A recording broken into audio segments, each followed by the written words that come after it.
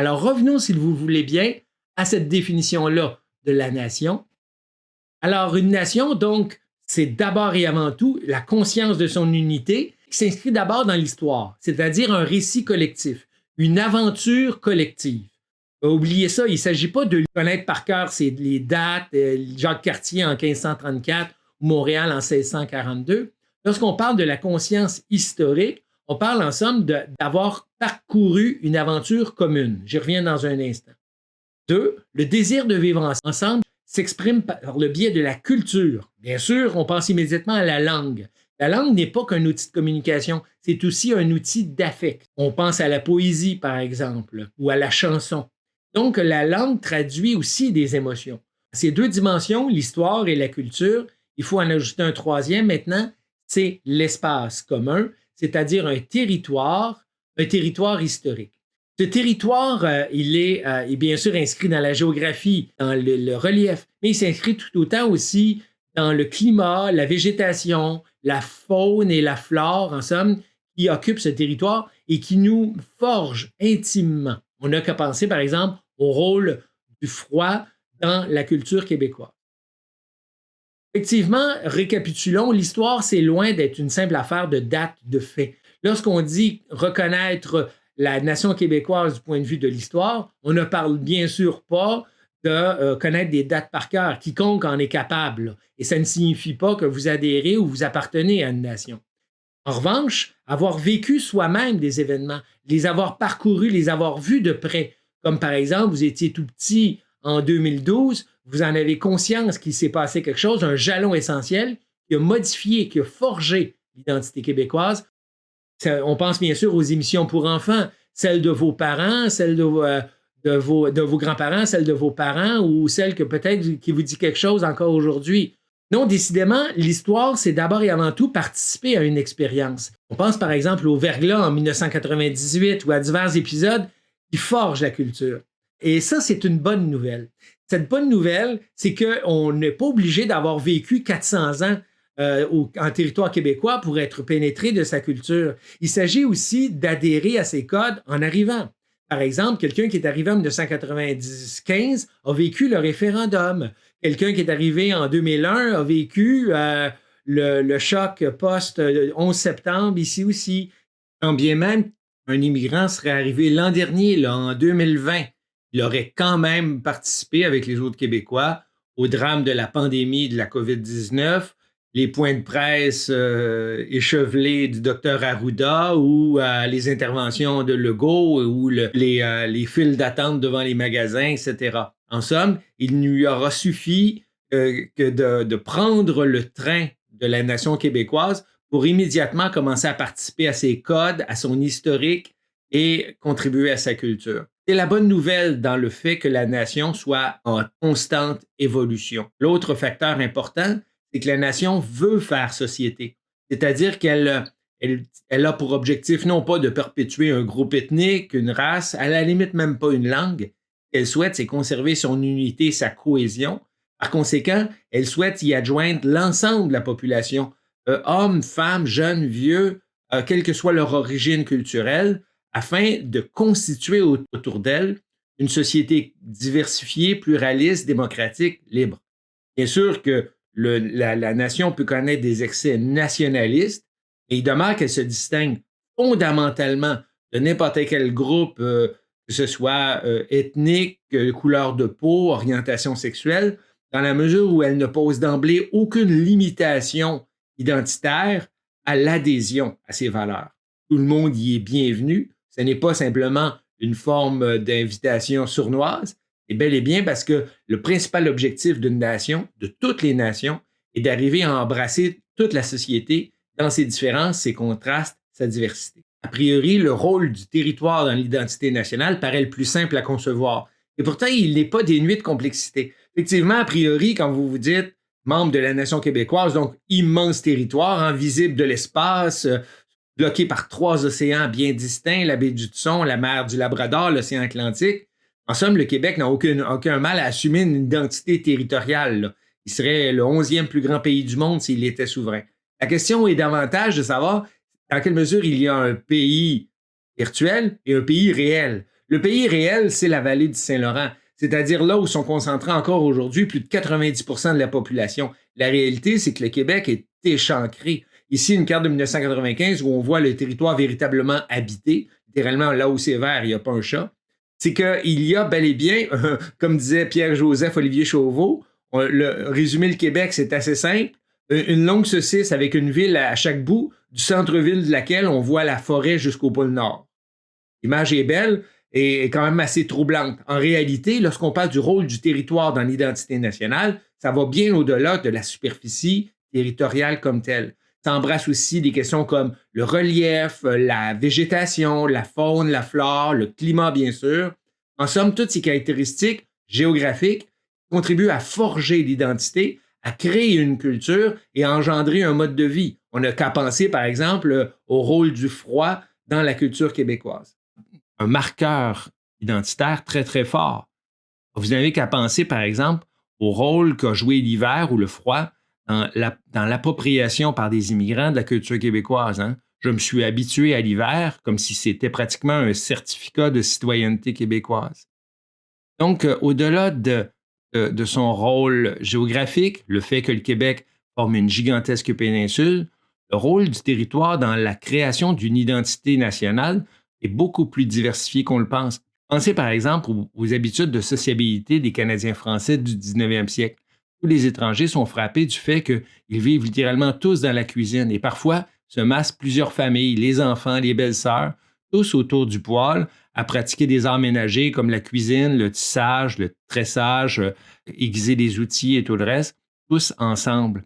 Ce fait-là, évidemment, est lié à la présence du poêle, la seule source de chaleur dans toutes les maisons, fait que les chambres à coucher sont glaciales et que le plus clair de la journée, on est massé dans la cuisine. Alors, ce trait-là, hérité donc du climat, il traverse toute l'histoire du Québec.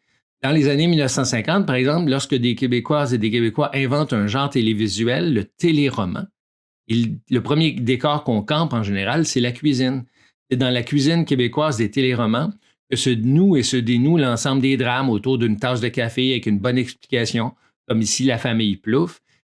C'est d'une telle évidence que ça a même été tourné en dérision des années 90 par Claude Meunier dans la célèbre série La Petite Vie, où encore une fois, l'essentiel des scènes se déroule dans une seule et même pièce, la cuisine.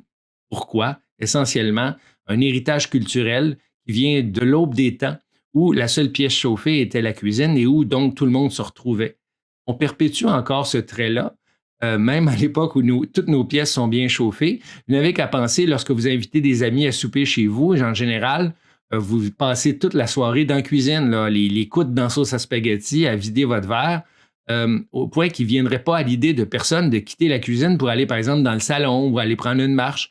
Tant quitter la cuisine signifierait la fin du party, en quelque sorte. Tant qu'on est dans la cuisine, la fête peut durer, la solidarité, la chaleur humaine peuvent régner. Simplement une illustration du rôle que peut jouer le territoire dans l'identité nationale. Mais ça va bien au-delà de ça. Ça concerne bien sûr les étendues, la distance, qui évolue évidemment dans le temps puisque les moyens technologiques permettent de la réduire et qui contribue à son tour, lorsqu'elle est très grande, cette distance, à créer un sentiment d'isolement, développer l'autosuffisance, la débrouillardise, des traits qu'on attribue généralement aux Québécoises et aux Québécois. Or, que se produit-il quand un peuple, une nation, est privé de son histoire, est privé de sa culture, qu'on aura tout fait pour effacer? Il peut se produire qu'il apporte une très grande importance à ce qui lui reste, c'est-à-dire le territoire. Vous n'êtes pas sans savoir qu'aujourd'hui, la question autochtone est associée très intimement à la défense du territoire et à un développement éco-responsable, comme si lutte autochtone et lutte écologiste ne faisaient qu'un. On va bien sûr aller faire des nuances, mais il demeure une chose, c'est que les peuples autochtones ont développé un rapport, pourrions-nous dire, hypertrophié au territoire, tant après avoir été spoliés dans leur histoire et dans leur culture, leur langue notamment, qui est virtuellement disparue, ils avaient trouvé dans le territoire une forme de bouée auquel raccrocher leur identité nationale. Le rapport au territoire, à la géographie, aux animaux, à la flore, forge l'élément saillant de la culture et des nations autochtones. Donc, le territoire joue un rôle non négligeable dans le sentiment national. On peut donc imaginer qu'il est essentiel. Or, on peut poser la question, peut-il exister des nations dépourvues de territoire, c'est-à-dire des nations qui partagent une culture, une langue, une histoire, mais qui se retrouvent privées de territoire? On pense spontanément à l'exemple des Juifs. Hein? On a souvent parlé de la nation juive, qui est aussi une religion, comme une culture qui était dépourvue de territoire, qui vivait un peu partout. Là. On pense aussi, bien sûr, aux Tziganes, ces fameux Romain Michel, que si vous allez en Europe, vous allez les voir encore un peu partout, qui se baladent à bord de leurs roulottes, sont tout à fait faciles à reconnaître, qui ne prétendent pas à aucun territoire. En fait, ils les partagent et les sillonnent tous. Effectivement, on peut imaginer d'autres cas encore où des nations peuvent partager une culture, une identité, une histoire, sans cependant pouvoir bénéficier d'un territoire. Et ça pose en général un certain nombre de problèmes qui amènent des caractéristiques. La principale, c'est que puisqu'ils n'ont pas de territoire national désigné, elles doivent donc occuper le territoire d'autres nations. Ce partage-là n'est jamais tout à fait aisé et va faire en sorte que pour une nation qui est privée d'un espace national où elle peut s'épanouir, elle doit donc hypertrophier ses autres traits. C'est-à-dire que vous avez noté, là, avec mes Juifs devant George Bush ou avec mes Tziganes ici, comme l'attribut de n'importe quel peuple ou nation qui est privé d'un territoire, elle doit donc développer de manière pratiquement caricaturale les autres traits qui lui permettent de se reconnaître. Lorsque je suis un Québécois à New York ou en Floride, je veux être reconnu des miens si j'en croise dans la rue. C'est le trait que développent la plupart des cultures lorsqu'elles quittent un territoire national d'ailleurs. C'est très intéressant et important à saisir, puisque aujourd'hui, on parle beaucoup d'immigration, d'assimilation, d'intégration. Il faut à tout le moins prendre acte que des individus qui quittent un territoire national ou qui, à plus forte raison, qui en sont historiquement privés, ont tendance à développer, à renforcer, à conserver davantage les traits culturels et historiques qui les distinguent de la société qui les accueille. Cela n'a rien d'agressif, d'arrogant, mais au contraire, tout à voir avec le désir légitime, au moment où on est privé de la sécurité que nous offre un territoire, de renforcer les traits qui font en sorte que nous continuons à exister comme culture et que nous pouvons ainsi reconnaître ceux autour de nous qui partagent aussi cette culture et cette langue et cette histoire. De là, les Juifs qui s'habillent de manière très saillante, de là, par exemple, même le développement de traditions, de coutumes dans les pays occidentaux qui ne sont parfois même plus pratiquées dans les pays d'origine. C'est un simple réflexe de recherche de la sécurité culturelle parce que personne ne peut s'épanouir sans attache, sans arrimage dans une culture d'origine. C'est une leçon qui est bonne pour tout le monde, notamment pour les francophones du Québec qui veulent intégrer les nouveaux arrivants à leur culture, et de la même manière, ceux qui souhaitent y adhérer. Tout ça n'est bel et bien qu'une question de temps, d'acclimatation, pourrais-je dire, afin que ceux qui viennent d'arriver puissent, dans un premier temps, se rassurer quant à leurs racines, à leur identité, reconnaître autour d'eux qui sont issus de la même nation, progressivement participer, adhérer aux valeurs et à la culture de la majorité. Alors, c'est le moment d'un rapide bilan.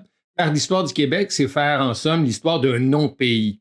Et cette société-là ne contrôle pas les leviers, notamment sa politique extérieure, l'ensemble de ses lois et de ses impôts, ça fait en sorte qu'elle est poreuse, demeure un sous-ensemble canadien.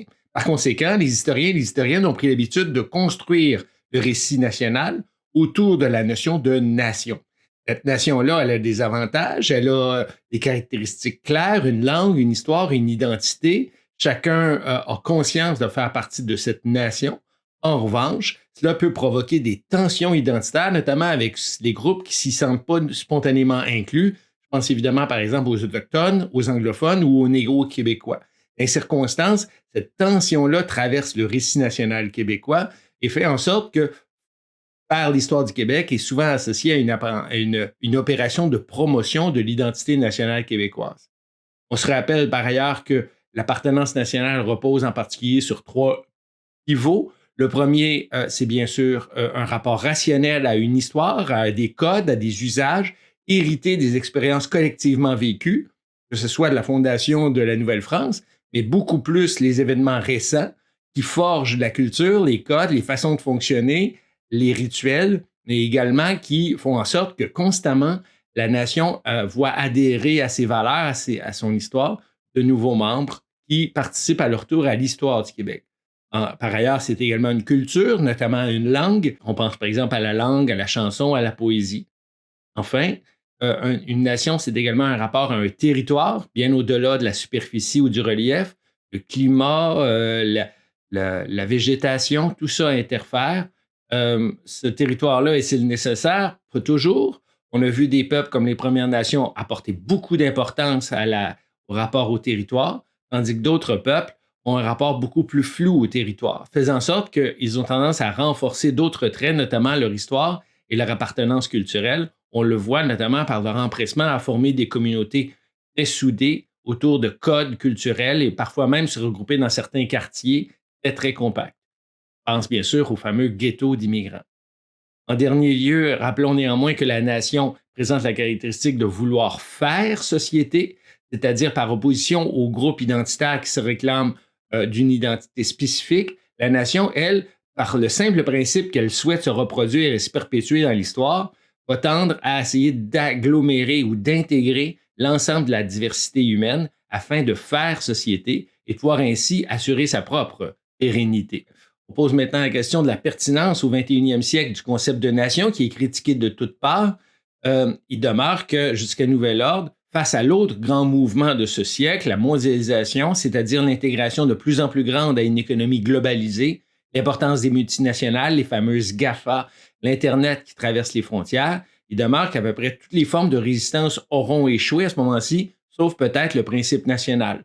Effectivement, le regroupement de populations autour d'une culture, d'une langue, d'une identité aura été jusqu'à nouvel ordre le rempart le plus efficace contre les forces envahissantes du marché.